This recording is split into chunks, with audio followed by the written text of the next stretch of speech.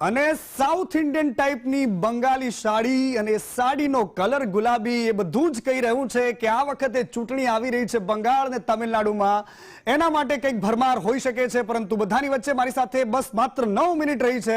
9 મિનિટમાં ફટાફટ મારા મહેમાનો જે મારા સ્ટુડિયોમાં ઉપસ્થિત છે એમની પાસેથી રિએક્શન જાણવું છે. પટેલ સાહેબ, છેલ્લી જે બજેટ શરૂ થાય પહેલા આપની પ્રથમ પ્રતિક્રિયા શું છે?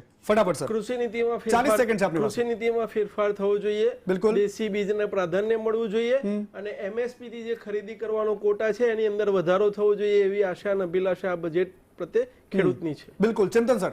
યસ, જે ખાસ તો અપેક્ષા છે કે no negative news should be there from the perspective of the share market, કે એસટીટીની અંદર કંઈ છેડછાડ ના થવી જોઈએ, તેમજ લોંગ ટર્મ અથવા શોર્ટ ટર્મ કેપિટલ ગેઇનની અંદર કંઈ છેડછાડ ના થવી જોઈએ. કારણ કે આપણે જોઈ રહ્યા છીએ કે એફઆઈઆઈ ઓલરેડી ઇન્ડિયન માર્કેટ માટે નેગેટિવ છે અને જો કંઈ પણ નેગેટિવ ન્યૂઝ આવશે તો માર્કેટ માટે થઈને ખૂબ જ ખરાબ અને કપરા દિવસો હશે. બિલકુલ બિલકુલ sir. Vinod sir.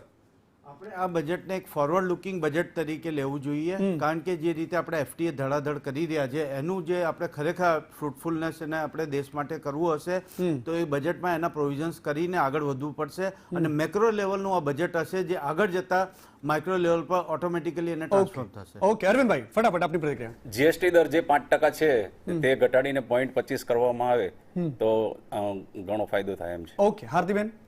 Research and ડેવલપમેન્ટમાં એક ખાસ કામ થવું જોઈએ. અત્યારે આપણો દેશ રિસર્ચ એન્ડ ડેવલપમેન્ટમાં ઘણો પાછળ છે. લગભગ 10 લાખની દ્રષ્ટિએ 250 થી 300 જેટલા લોકો જ સ્ટેમની જે એક શાખા છે તેમાં સ્ટેમમાં આગળ વધી રહ્યા છે. તો સાથે આપણે રિસર્ચ એન્ડ ડેવલપમેન્ટ પર ફોકસ કરી અને આપણો દેશ એક સાથે સર્વાંગી વિકાસ કરી શકે તેવા બજેટની આશા. બિલકુલ બિલકુલ.